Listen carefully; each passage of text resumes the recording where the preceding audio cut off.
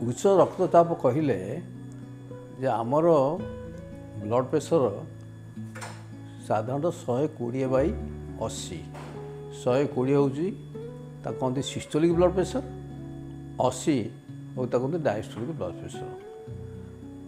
तेणु 120 ରୁ 140 हेले आम कहूँ जे प्री हाइपरटेंशन माने जस्ट हाइपरटेंशन पूर्व भाग कि 140 सिस्टोलिक और 90 जदि डायस्टोलिक हो गला तो आम कहूँ 40 ताठू अधिका है 140 ରୁ 90 ରୁ अधिका है तो आम कहूँ जे हाइपरटेंशन।